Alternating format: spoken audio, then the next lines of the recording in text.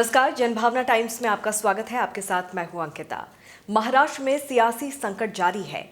गुरुवार को दिन भर हुई बड़ी हलचलों के बाद भी इसका कोई हल नहीं निकल सका। महाराष्ट्र में उद्धव ठाकरे की सरकार चारों तरफ से घिर चुकी है और कभी भी उनके हाथ से सत्ता की चाबी जा सकती है। पार्टी के तमाम विधायकों की बगावत के बीच अब शिवसेना नेता संजय राउत फिर सामने आए हैं।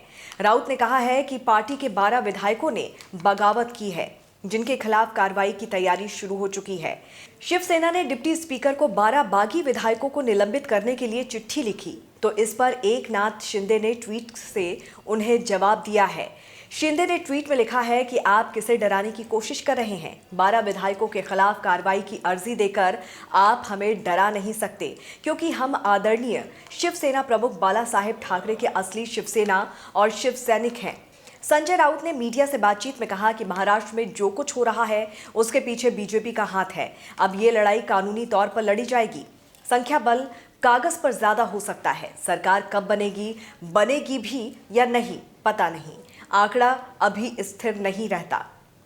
आंकड़ा कभी भी स्थिर नहीं रहता। उन्होंने कहा कि शिवसेना एक महासागर है। शरद पवार का बीजेपी क्यों अपमान कर रही है? पवार का अपमान महाराष्ट्र बर्दाश्त नहीं करेगा। शरद पवार को धमकियां दी जा रही है। केंद्र सरकार के एक मंत्री शरद पवार को धमकी दे रहे हैं।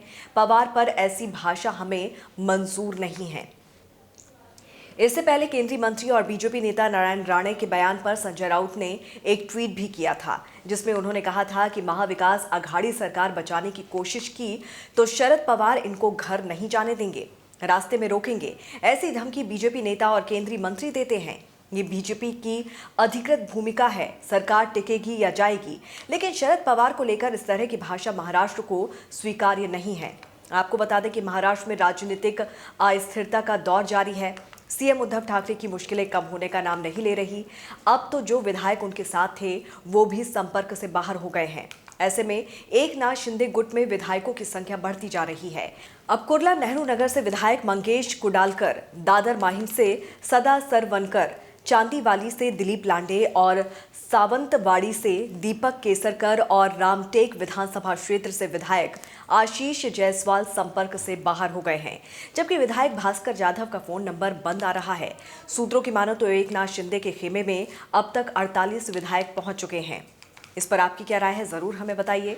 देश दुनिया की तमाम खबरों को विस्तार से जानने के लिए आप हमारी वेबसाइट www.thejbt.com को लॉगिन कर सकते हैं। जुड़े रहिए जनभावना टाइम्स के साथ। नमस्कार।